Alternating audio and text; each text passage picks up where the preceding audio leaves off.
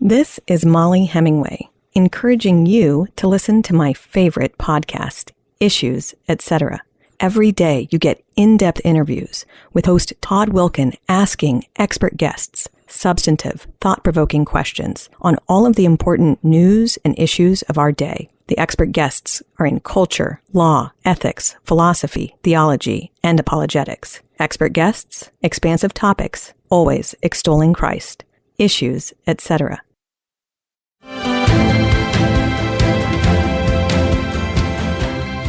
Did you get a chance to meet with the royal family? And if not, how was it like having them there in the building? Jesus, Mary, and Joseph? The Prince and Princess of Wales. Oh, no, I did not. I'm only familiar with one royal family. I don't know too much about that one. Refusing to recognize human nature that is sinful and fallen, and there will be things wrong, and you won't have perfect justice. That mania for creating perfection through human beings on earth, that displacement of God and taking up his powers and thinking government and people can do what only God can do, that creates mass murder. It creates totalitarianism. What men most need isn't a cold plunge. What men most need isn't to eat a whole lot of steak. What men most need isn't a pep talk, about taking their business to new heights or something like that. But what men most need is to know that they're a sinner and they need the grace of Christ and they need to be forgiven through the cross of Christ. Christian worship is reverent, and that comes from the fact that Christian worship is about the presence of Jesus Christ in the sacrament of the altar. So if I just don't believe that Jesus Christ is really here in his body and blood, then I don't believe reverence is going to be as big a deal. New dads like listening to Issues, etc. Did the founders of the American Republic intend religion to overlap with civic life? Did they think that our constitutional republic required religion in order to survive? Greetings and welcome to Issues, Etc. on this Independence Day, the 4th of July. I'm Todd Wilkin. Thanks for tuning us in. We're going to be talking about the role of religion in America's first century with Dr. Miles Smith, author of the book Religion and Republic. In Hour 2, we'll replay Part 7 of our Law and Gospel series with Pastor Will Whedon of The Word of the Lord Endures Forever. Dr. Miles Smith is Assistant Professor of History at Hillsdale College, author of the new book, Religion and Republic, Christian America, From the Founding to the Civil War. Dr. Smith, welcome. Thanks, Todd, for having me. Appreciate it. Have Protestants dealt with the history of religion in the United States on historically useful terms? I don't think so, and I think a lot of that comes from sort of the shift in the 20th century away from what you might call more churchly Christianity, more churchly Protestantism, into this kind of syncretic, almost sociological thing that gets called, quote unquote, evangelicalism, the rise of evangelicalism, which, sort of a pietistic revivalist, really a post-Protestant movement in its own way. And so people who identify as Protestants really don't know the history of how religion and the American Republic have interacted, how their particular churches understood that relationship. So to answer your question, no, I don't think they have. What is Christian institutionalism?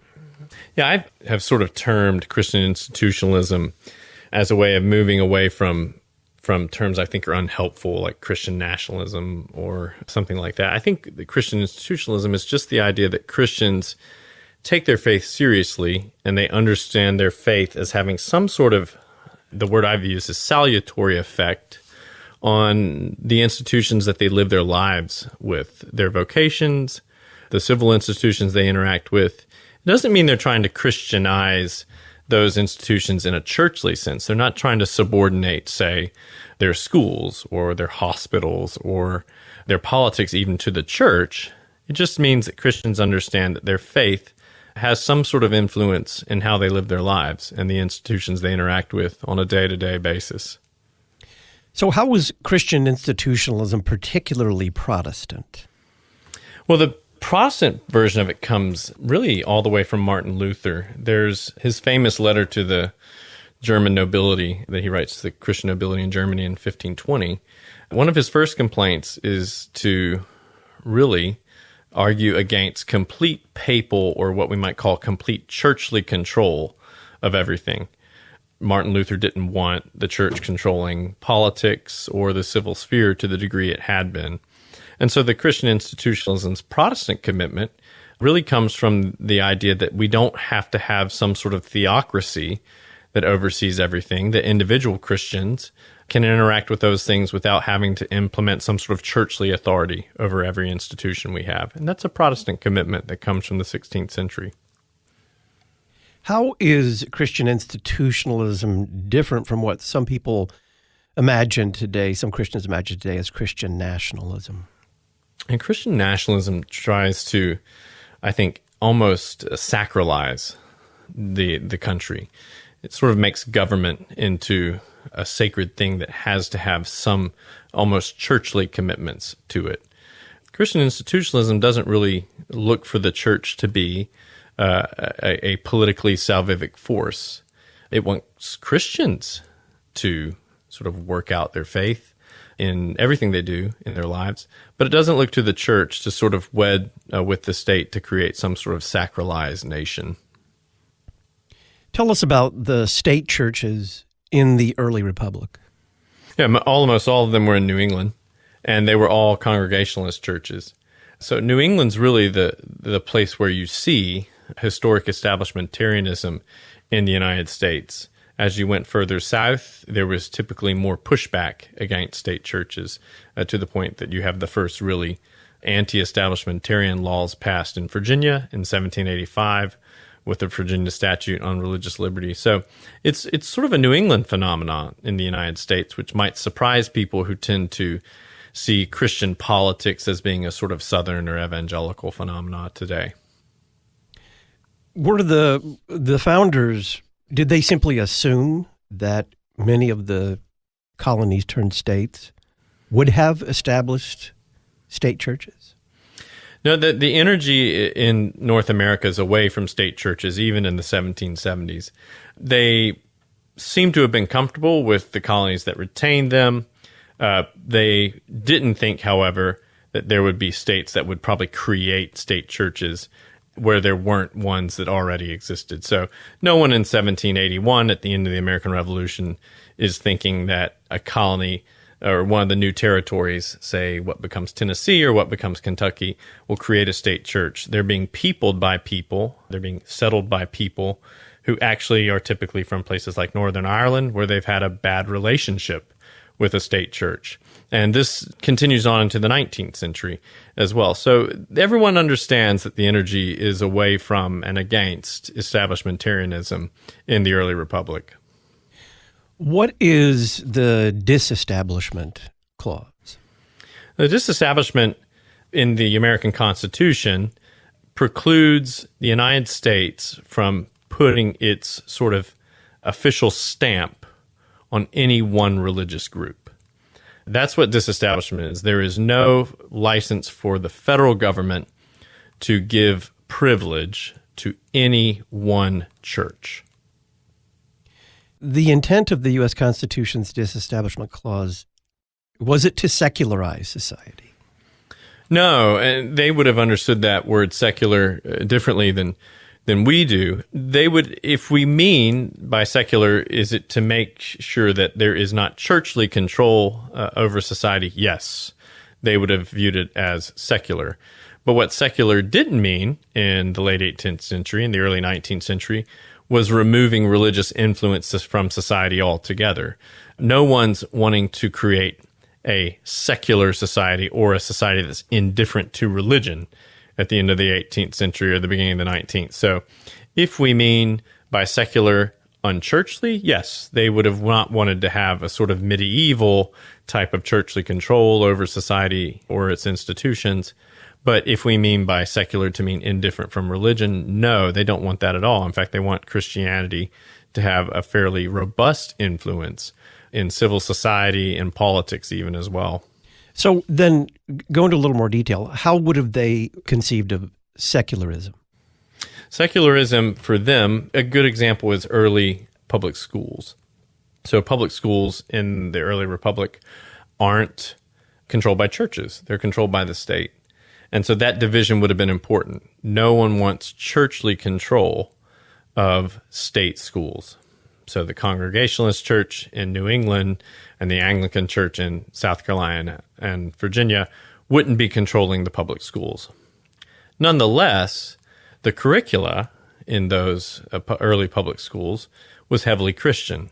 In the primer that was used, for example, in New England and some of the mid-Atlantic states, you have one of the first lessons dealing with grammar and spelling is in Adam's fall, we sinned all. So even there you have a sort of very Protestant particular understanding of soteriology being built into what is a state-funded school curricula.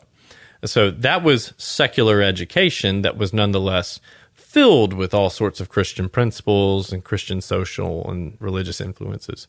That basic assumption of the fallenness of man seems unavoidable, not only in the writings of the founders, but also in the documents that they produced. It seems to run underneath it all. Just the concept of checks and balances would seem to assume that man has a fatal flaw. Yeah, and they're pretty comfortable with that. I mean, James Madison famously says, if men were angels, they wouldn't need government. And of course, the inference behind that is men aren't angels, that men actually are very far from angels, and so they need to be governed for that very reason. What were Thomas Jefferson's views of religion in American society? Jefferson's an interesting case. I think Jefferson is probably a bit more aggressive in his anti-establishmentarian views than even the rest of what we might call the founders. Jefferson doesn't like the institutional church. He doesn't seem to hate Christianity per se, but he doesn't like churches, and that would include Roman Catholic and Protestant churches. He thinks that the medievals, and he would include, by the way, the early modern reformers in with the medievals, created a series of doctrines that weren't preached by what he called the primitive church. So, for example, he thinks the idea of the Trinity is a medieval creation. He calls it a Cerberus. Cerberus is the three-headed dog that guarded hell in the ancient world. He calls it a Cerberus, essentially guarding hell. And so he doesn't like the idea of the institutional church, which he associates with an inappropriate influence over the conscience of human beings. So churches and their institutional power, when they wield it, he thinks that that's automatically something medieval and the conscience should be totally free. And so he's not necessarily just talking about Roman Catholics. He includes, for example, Presbyterians in on this. There aren't a lot of Lutherans in the era, but inasmuch as there's any church that has any control over its institutional commitments, Jefferson's pretty uncomfortable with it. The famous term of art from him is a wall of separation. What did he mean, and what has that term been employed to mean since Jefferson? Yeah, so Jefferson uses that term in a letter to an association of Baptists in Connecticut in 1802, a letter to the Danbury Baptist Association. Jefferson, by wall of separation, is actually saying there shouldn't be any churchly influence in American politics. And maybe a lot of people would agree with that. But if you understand what Jefferson means by churchly, Jefferson broadens that out to include not just, say, a state church, but he doesn't like even disestablished churches using that. So Jefferson, he's always a bit more aggressive than everyone else around him. The wall of separation, of course, isn't constitutional. Separation of church and state has become to mean basically there can be almost no meaningful Christian influence in politics. And by Christian, we would include the laity as citizens can't think Christianly about politics. There's no constitutional warrant for that. Of course, Christians understand that their Christian commitments affect their politics. So it has come to be sort of a catch-all to push back against any Christian, and usually that means conservative influence in politics as well.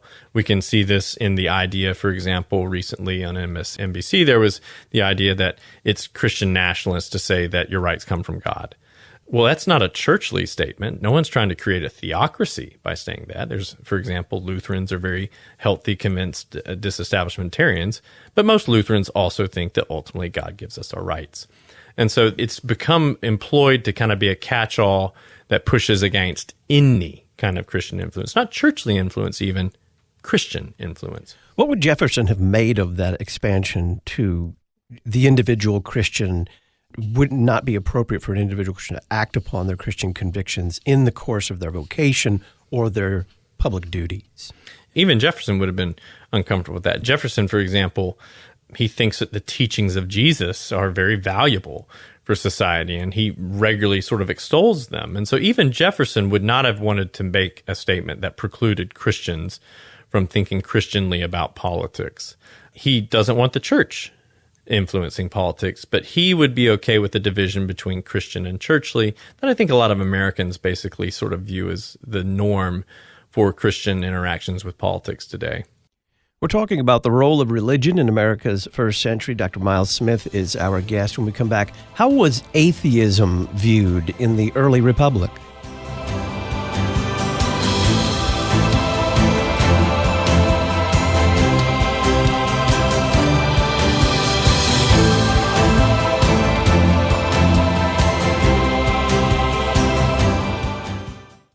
Criticism. Thank God that it's 5:01 and the show is over. Commendation. I am not a Lutheran, but I regularly listen to Issues, etc., and thank you for putting this on the air. Conundrum. A Catholic friend has come to our LCMS church, and he said, "Why do you say very God, a very God?" And I couldn't think of a good answer. The Issues, etc. comment line, 618-223-8382. Lutherans for Life applies God's Word, both His law and His gospel, to all the life issues: abortion, sexual purity, assisted suicide and euthanasia, and biotechnology. If you have any questions about LFL resources, or if you want to find out more about forming a life team or life chapter, or becoming a life advocate, contact Lutherans for Life at 888-364-LIFE or at info@lutheransforlife.org.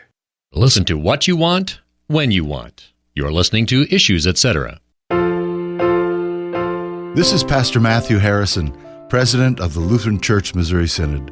The LCMS operates the second largest parochial school system in the United States. What can you expect from a Lutheran Church Missouri Synod school? There's one race, the human race. And Jesus died for the sins of every man, woman, and child from every land and every nation. Life begins at conception.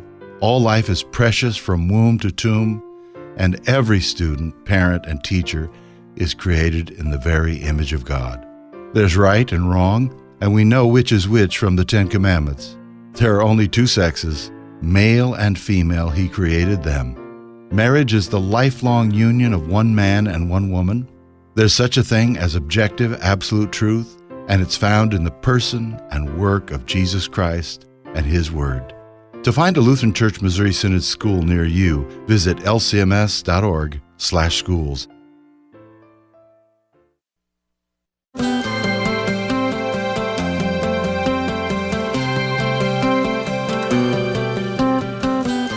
Welcome back to Issues, Etc. I'm Todd Wilkin. Dr. Miles Smith is our guest. He's author of the new book, Religion and Republic, Christian America, From the Founding to the Civil War, discussing the role of religion in America's first century. Dr. Smith, how was atheism viewed in the early republic? Atheism is unusual in that our term for atheism is closer to what their term for free thinking might have been. There are very few open atheists. So very few people would have said, I don't believe in God. But a lot more people would have said, well, I'm not sure, and I don't want to be forced to believe in something about God or His potential existence that I don't have to. So there's actually a right to be free thinking. But what's really compelling about the early republic is no matter where people fell on the question of establishment or disestablishment, almost everybody's uncomfortable with the idea of atheism. There's not necessarily, in the early republic, a perceived right to not believe in God. And that has a lot to do with how people understand the legal framework of the United States. Most states, for example, you cannot be an atheist and give testimony in a civil or criminal trial. And so atheism is different, for example, than what we might call secularism in the era. They would have understood those two terms very differently. How did the American court system in the first century of the Republic operate with essentially a Christian worldview. Yeah, so you have a lot of basically laws built around the Sabbath, around Christian socio-moral precepts that are still maintained even after, for example, a state throws off a state church. So the idea that there was Christian moral and social commitments in the American legal structure was not seen as synonymous with the maintenance of a state church. The one could exist without the other. You could have essentially Christianized law without a state church. So this is, for example, you see even states with very, very strong anti-establishmentarian commitments. Tennessee is a good example. Tennessee keeps ministers from serving in politics. It's by statute. They pass a law against it. Nonetheless, they're very clear that Christian morality should be upheld, that the Sabbath needs to be treated a certain way, that God has to be sort of referenced in social and legal precepts. And so they don't view a state church and Christian legal framework as being synonymous. You mentioned the Sabbath. What were Sabbath laws and what was their purpose? Sabbath laws in the United States are almost always downstream from the British context. So laws that would have been common in England and Scotland. Sabbath laws create civil penalties for doing certain things on Sundays, and they vary from community to community. What's interesting is that this is one of the places you see a real division even among Christians. Almost everybody's comfortable with treating the Sabbath as a sort of holy day, but not everyone wants it to be legally upheld in a particular way. For example, Lutherans, German Reformed, Baptist, and Roman Catholics tend to be different than Presbyterians and even some Episcopalians on this. If you're from a church body that has its roots in what becomes the United Kingdom, you're more comfortable with certain Sabbatarian provisions than Protestants and Catholics from the continent. Why was it, beyond just general Christian influence over these laws, why was it considered in the public interest to uphold Sabbath regulations of any kind?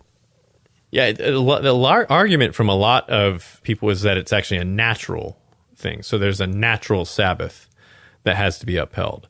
And that argument carries actually a lot of weight amongst a lot of different groups. What's interesting, though, is not everybody treats their natural Sabbath the same way. So these, say, Presbyterians and Congregationalists felt a certain way about their natural Sabbath that, say, Catholics and Lutherans wouldn't. So you have a pretty significant division over what the Sabbath means. There's not a lot of debate over whether there is a Sabbath. It's how it's practiced. And so that's, and admittedly, a sort of a dodge of your question, but the Sabbath itself, no one really debates it. What people should do with the Sabbath, that becomes a bigger debate. So how did Christian institutionalism shape U.S. foreign policy?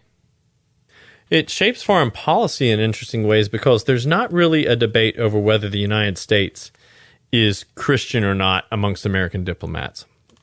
They recognize that in world affairs, it's a republic of peoples who tend to uphold Christian social and moral precepts.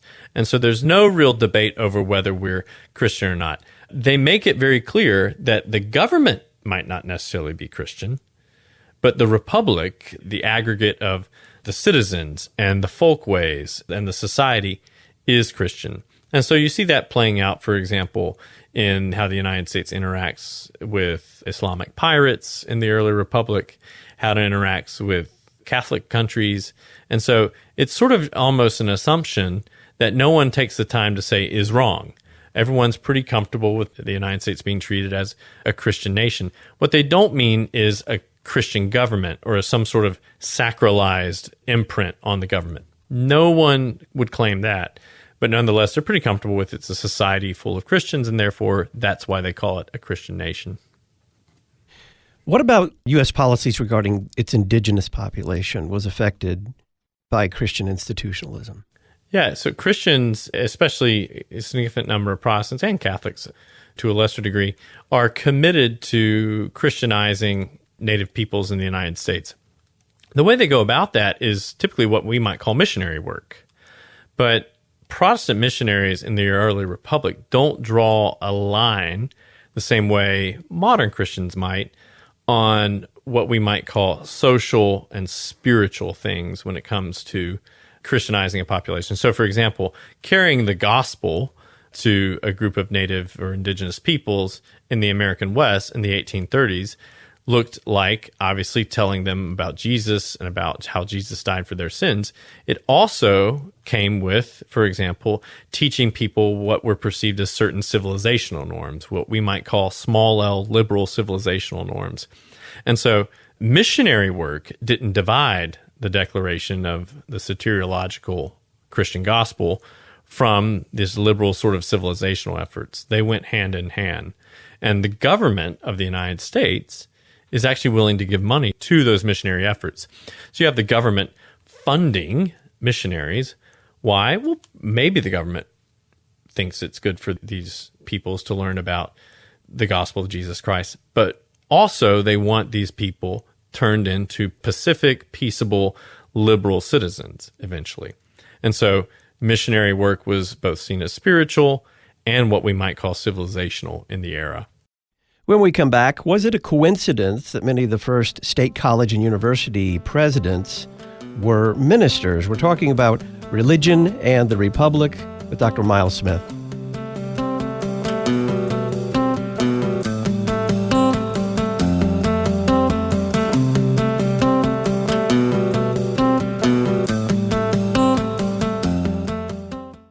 Here's an easy way for you to help us contend for truth in an age of anti-truth. Subscribe to the Issues Etc. podcast with YouTube, Spotify, and Apple.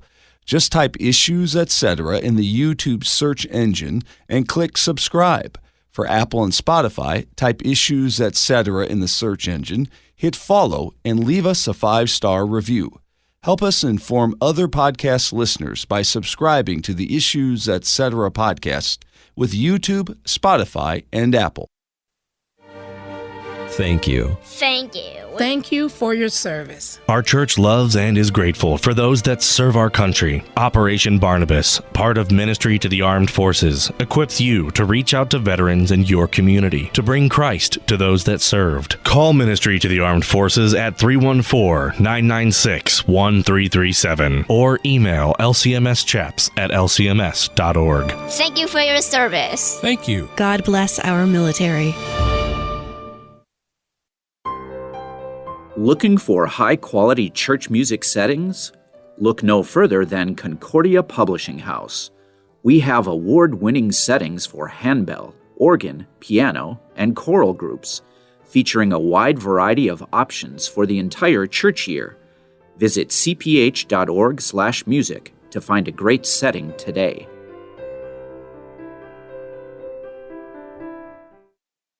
Hearing is taken for granted until you don't have it. It happens at all ages. Unfortunately, some are born deaf. Others lose it gradually. The end is the same, a world of silence. The Ephatha Lutheran Mission Society serves the deaf and hard of hearing domestically and internationally. They're the only recognized service organization in the Lutheran Church Missouri Synod devoted solely to the deaf of all ages. Learn more at elms-deaf.org. Smartest listeners in podcasting. You're listening to Issues Etc. Well, the vocation of pastor, I would say, is a vocation that will bring you the greatest joy ever. That the Lord would use you to speak forth words of eternal life to His people. That He would use your mouth and your hands to deliver these gifts to His people. Dr. Carl Beckwith, Professor of Historical Theology at Concordia Theological Seminary, Fort Wayne, Indiana. I think, in my mind, there's no better place to be than Concordia Theological Seminary in Fort Wayne, Indiana, and all should rejoice in the opportunity to come here to study for the ministry. Concordia Theological Seminary, Fort Wayne, Indiana, forms servants in Jesus Christ who teach the faithful, reach the lost, and care for all. For information on studying for the vocation of pastor, visit ctsfw.edu or call 1-800-481-2155. Concordia Theological Seminary, Fort Wayne, Indiana.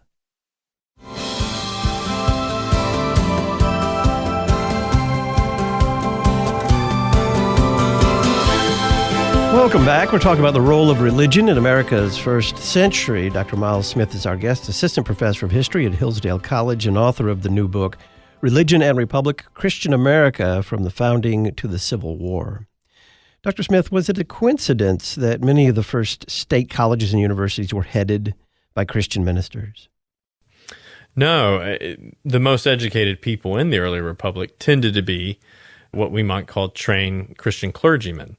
And why was that? Well, that was because most of the colleges were started with religious commitment. Some of them were started to be more like what we might call seminaries. So there was no coincidence. Those were the educated people, and that's how they understood education. The idea of secular education, as we understand it, is really a creation of the beginning of the 20th century even. Most people who are educated would have had something that approximates what we tend to call in the early 21st century Christian education. What do you think the founders of those colleges and universities would have thought of the state of higher education generally today? An almost aggressive, if not atheism, hostility toward Christian ideas. Yeah, well, they wouldn't like it very much for several reasons. One, they would think that we weren't really educated. A lot of these guys are autodidacts. They expect their incoming students to be proficient in obviously English, but also probably Latin, Greek, and perhaps some Hebrew. The college I work at would have assumed some proficiency in Latin and Greek, particularly, even amongst a relatively quote-unquote uneducated population. So they wouldn't think we're very educated, and they would also think that our education didn't have a real telos. Education in the early republic was geared towards making people moral and virtuous citizens. And they understood that Christianity was a vital piece, often the vital piece, to help people do that. You couldn't learn how to be moral and virtuous without learning about Christianity. They would have included the classics as well, but they expect you to have some Christian moral and social formation. Why? Because that's how you'll be a good citizen in the early republic. How did the Civil War force Americans to confront their beliefs about the relationship between church and state? I think the Civil War is interesting because you have essentially people are aware of just how Christian their society is and how both North and South have not so much disagreed about Christianity, but actually both agree that it has a really important place in their social and legal structures. In the free North, there was a lot of what anti-slavery activists did that was predicated on the Christian Bible and Christian moral and social precepts. In the South, they built a lot of the case for slaveholding on the Bible and Christian and social moral precepts. So I would actually propose the Civil War is almost a point of unity where everyone realizes how Christian their society is. Abraham Lincoln famously says in his second inaugural, we pray to the same God. And so he's aware of an essential unity. So I think that the Civil War, it's fracture in one sense, but it's also unity in another. These aren't places that are disagreeing over Christianity's influence. They very much agree, and they end up building their societies on that influence. What happens after the Civil War and then into the early part of the 20th century, where society in general begins to transition away from Christian institutionalism? One of the things that happens is the assumptions about the church change. Assumptions about the relationship between the church and the civil order change. So what's interesting is in the early republic, they're probably much more comfortable with Christian influence in society, but they have much more modest conceptions of what the church is and what the church can do. After the Civil War, you have the era of what typically gets called liberal or kind of progressive Christianity. You have German criticism and all that stuff become a lot more influential. And so what it does is change what people think the church can do and what the American state can do. You have a place where the state becomes almost a church unto itself. You have, for example, by the end of the 19th century, guys like an Indiana senator named Albert Beveridge, who writes a little tract to justify the Spanish-American War. It's called the March of the Flag. And in that, he kind of supposes that the American nation is actually what's going to go around and saving people. So he weaves almost a churchly mission into the American nation. And likewise, churches of the era begin to become much more interested in what we might call social gospel things. So the church takes on a political mission, and the politics take on almost a spiritual mission. And so you have a confusion that sort of grows and grows and grows until the middle of the century, obviously. It's hard to distinguish the civil religion that is created downstream from this from just basically some sort of America as Christianity as America. And so I think that there's an understanding of what the church is and what the nation is that changes in the aftermath of the Civil War. It's interesting to me that the early republic, they have a better understanding of church and state than their descendants after the Civil War do. Is there a point at which you can say, at least in expressions of public thought, there is a break away from this assumption that in order for the American Republic to survive, it requires, through its institutions, the production of a moral and virtuous people? I think a lot of it's the middle of the 20th century. Even Franklin Roosevelt, in his addresses, is very clear that he thinks Christianity is kind of a necessity for liberal democratic society to work. In the aftermath of World War II, this is where you get the Supreme Court weighing in on something like school prayer and whatnot. They're at once very comfortable with kind of this Christianized civil religion that I just mentioned, and they also aren't thinking that there needs to be sort of the same sort of Christian moral precepts in society. I think it's the mid-20th century. That's when you see the biggest change. You had mentioned earlier in our conversation, what is, you called it kind of evangelicalism, that is not, you said, a post-Protestant movement. I'm intrigued. Go into a little more detail. So I think that the idea of evangelicalism, whatever that is, and there's so many definitions of it, they tend to have a different relationship with the church than, for example, maybe a historic confessional Lutheran or a historic confessional Presbyterian, or even in as much as Anglicans can be called confessional. They have a different relationship with that. So evangelicalism is heavily sociological and not as much sacramental. So the church as a people kind of ends up morphing into something that has its fingers in a lot of other things. Historically, say, Protestants, Lutherans, Presbyterians, Anglicans, even some Congregationalists, understand that the church has a spiritual mission. The church's job is to worship in word and sacrament. That doesn't mean that the church is indifferent to a moral or virtuous society, but it just means that they understand that the church isn't the vehicle by which to make society those things. Evangelicals, because they don't have the idea of word and sacrament like older Protestants do, they end up sort of using the church in much more fluid ways. The church becomes a lot harder to define. And so it has its influence in politics and society in a way that historic Protestants just don't think the church is necessarily supposed to.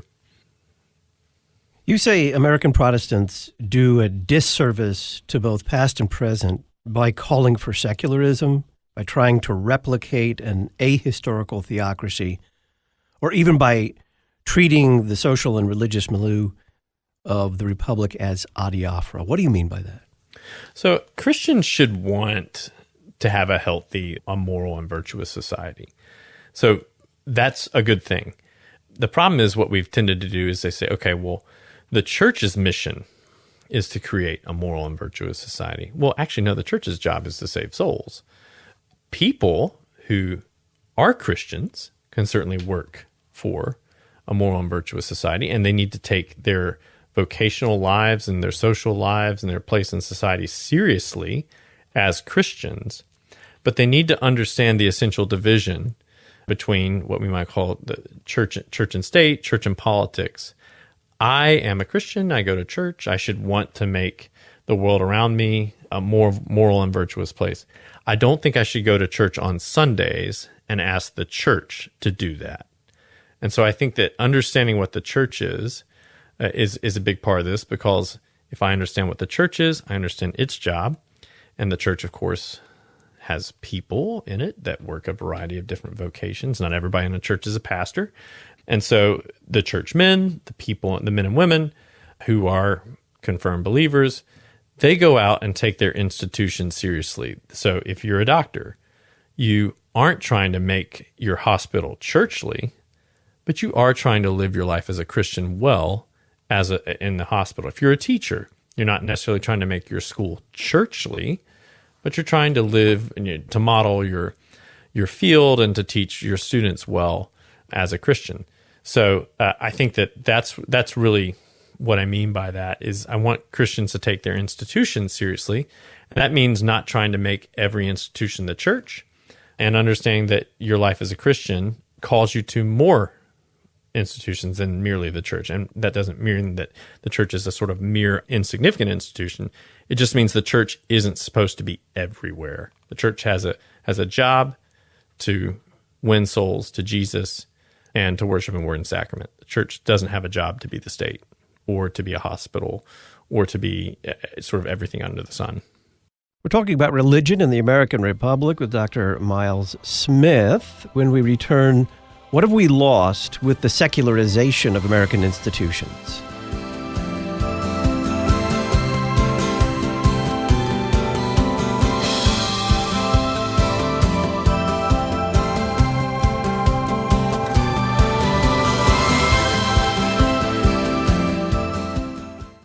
The church's music from the 2nd century. Shepherd of tender youth, guiding in love and truth. The 6th century.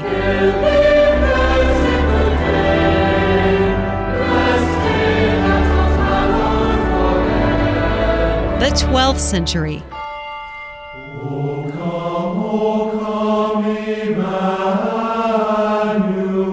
The 16th century.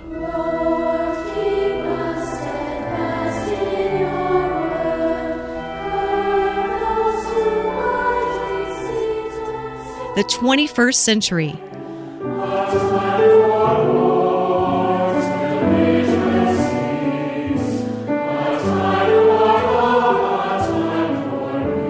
The best of the church's music from the past 2,000 years. LutheranPublicRadio.org. We're supported by listeners like you. You're listening to Issues Etc.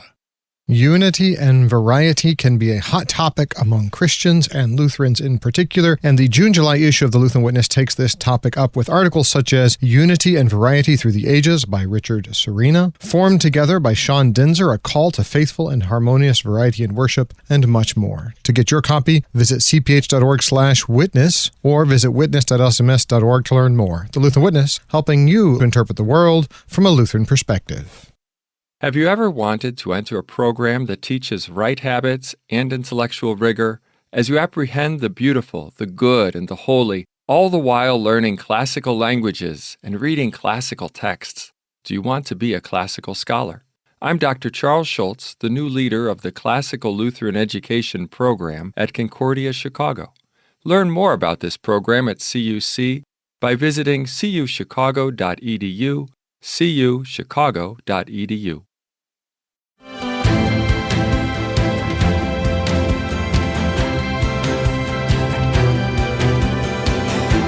On this Thursday, July the 4th, we are talking about the role of religion in America's first century. Dr. Miles Smith is our guest. Dr. Smith, what have we lost with the secularization of American institutions? I think we've lost the ability to sort of understand that ideas have consequences. I understand when someone says, I don't like cultural Christianity. What they mean is, I don't like inauthentic or fake or whatever it is believers. I get that. But if you say you don't like cultural Christianity, sometimes I think what people don't realize is every culture will have some sort of social and moral foundation. I tend to think Christianity is a good one, and it's worked for our culture and society for a really long time. And so, while as much as I might understand why someone dislikes the idea of cultural Christianity, I like cultural Christianity. I think it's good. I don't think it's necessarily the church's job to worry over how authentic or inauthentic the culture's Christianity is. Your culture is going to be something. And so I tend to think Christianity works pretty well as a civilizing influence. What is sweeping in to replace Christianity as the foundation of American institutions? That's a really good question. Carl Truman is a professor at Grove City College, and he's identified what he calls kind of the religion of self is replacing the religion of Christianity. The religion of self is this kind of like constantly introspective, social identitarian kind of reality that has basically whatever I want, whatever I feel, kind of my identitarian needs to be met. That's actually what's replacing. So Christianity is giving way to the religion of self. You call for Protestants, as you mentioned just a moment ago, to take their institutions more seriously. Why is that an important step, but really just a beginning? Yeah, I think taking our institutions more seriously means understanding them better. I need to understand what a hospital does. And if I'm a Christian, I need to do what I'm supposed to do at a hospital well, because that's what God's called me to. He's called me to be a doctor, in the same way with colleges and schools and all sorts of things. Taking those institutions seriously means understanding what they are. We'll have a better understanding of what our civil institutions and our social institutions are, and we'll probably have a better understanding of what the church is as well as we take them all more seriously. That doesn't mean making them all one sort of universal blob institution. I don't want the church doing the job of the hospital, and I don't want the hospital doing the job of the church. And so I think taking institutions seriously means ultimately understanding what they are so that we can act more responsibly in our particular callings, no matter what institution someone might be called to. What do you make of some on the left who attempt to delegitimize America's founding documents because they were authored by white male slaveholders who probably not coincidentally were also at least nominally Christian? Yeah, I think that we live in this iconoclastic moment. I think that the question is to ask, where else in the world in 1776 was anybody proposing the type of basic civil liberties individually or for free black people in the 1770s? Like, where else is it? No, 1776 isn't particularly free compared to, say, the year 2000. But that's not the question. The question is, at the time, where were the liberties we have now going to come from?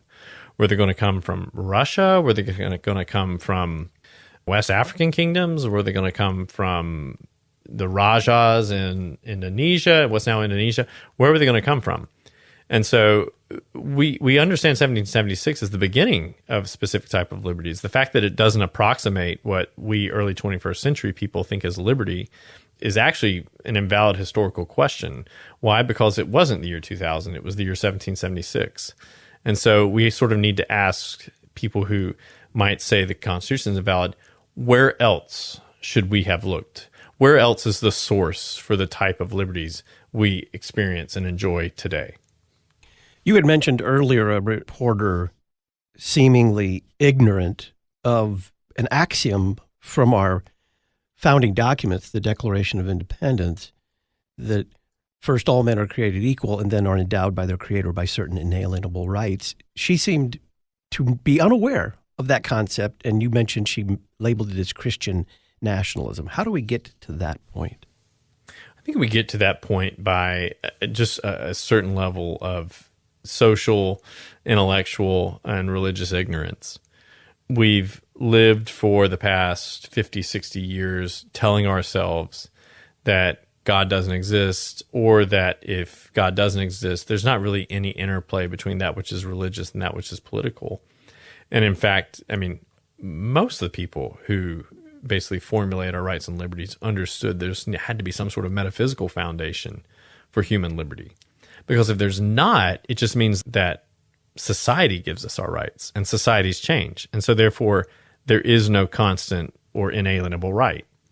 Because if society gives it to you, then it can change. Everyone understood you needed God to give you rights, because the Abrahamic God, not even necessarily the Christian God, the Abrahamic God, Yahweh, Jehovah, Allah even, doesn't change. So the Abrahamic conception of God was seen as a necessity to give us rights that don't change.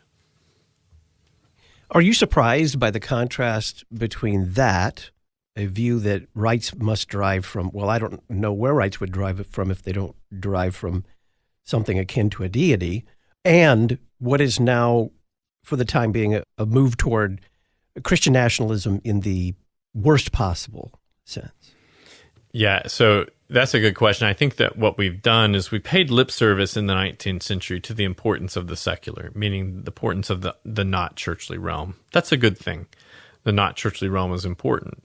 But what we've done is sort of expanded the idea of an unchurchly realm into saying that there isn't even a churchly realm that has any influence on society whatsoever. So we've basically taken the church down. We've called it, you'll hear this, religion is a private act.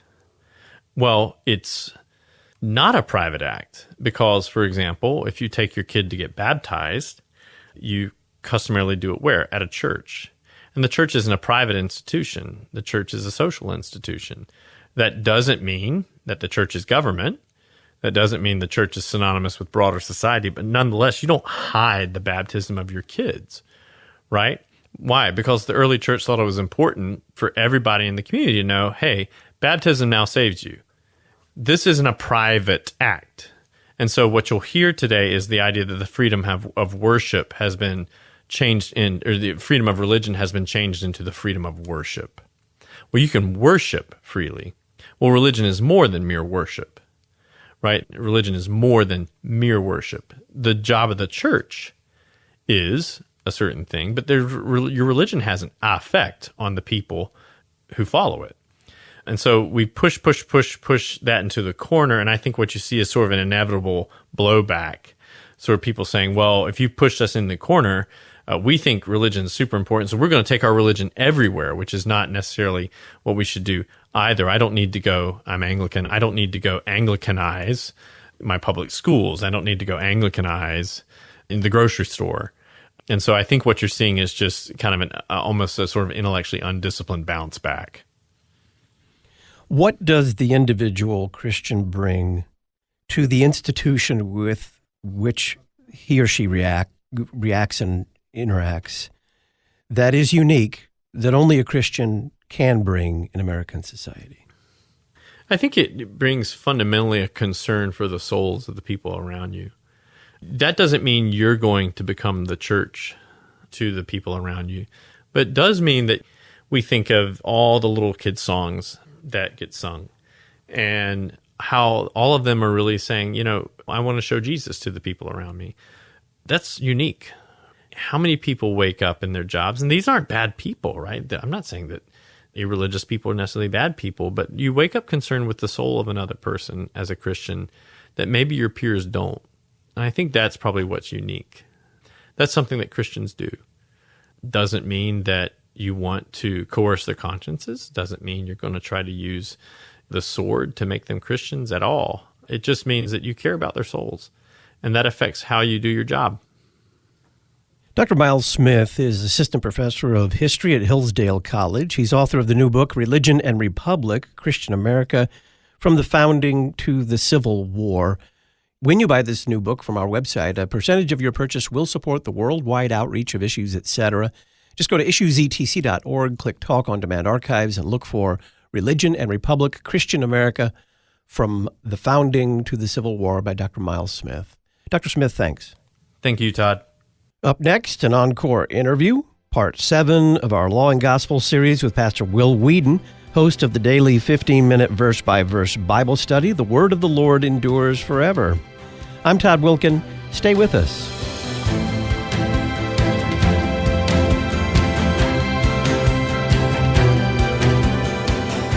Listen weekday afternoons to Pastor Todd Wilkin and guests on Issues, Etc. Issues, Etc. is a listener-supported program. Your financial support is vital for the continuation and expansion of this worldwide outreach. Our mailing address, Issues, Etc., P.O. Box 83, Collinsville, Illinois, 62234. Box 83, Collinsville, Illinois, 62234. You can also donate at our website, issuesetc.org. Issues, Etc., is a production of LPR, Lutheran Public Radio.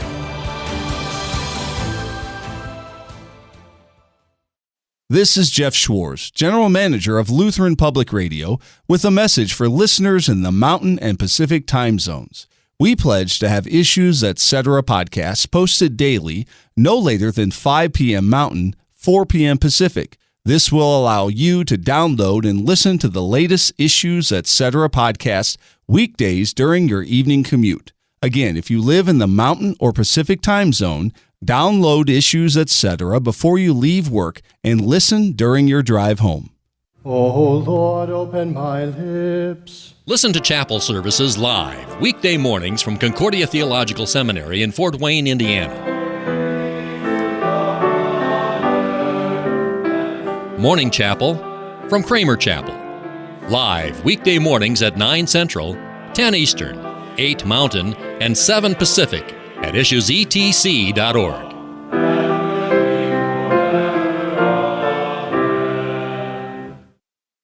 Hi, I'm Dr. Jay Krause, principal at Metro East Lutheran High School in Edwardsville, Illinois. Metro East Lutheran High School engages young adults in a Christ-centered environment, delivering academic excellence and spiritual growth to develop Christian leaders for tomorrow. We provide a Christ-centered alternative to public high schools. We're currently enrolling students for the 2026-2027 school year. Learn more at melhs.org, melhs.org. The third commandment teaches us to remember the Sabbath day by keeping it holy. We do this when we hold God's word sacred and gladly hear and learn it. Jesus invites the weak and heavy laden to rest in Him, our true rest, because His yoke is easy and His burden is light. This weekend, rest in Jesus as you hear His word and receive His gifts. If you are in Southern Illinois, you're invited to join Trinity Lutheran Church in Millstadt to rest in the grace of our Savior, Jesus Christ. Learn more at trinitymillstadt.org. Congratulations to students, teachers, and families on completing the school year. To new graduates, you're stepping into an exciting new chapter filled with God's purpose and promise. To our teachers, you've shaped young lives in profound ways. And for families, you've cheered them along every step of the way. As you kick off summer, know that Lutheran Church Extension Fund stands with Lutheran schools. Financial solutions together in faith.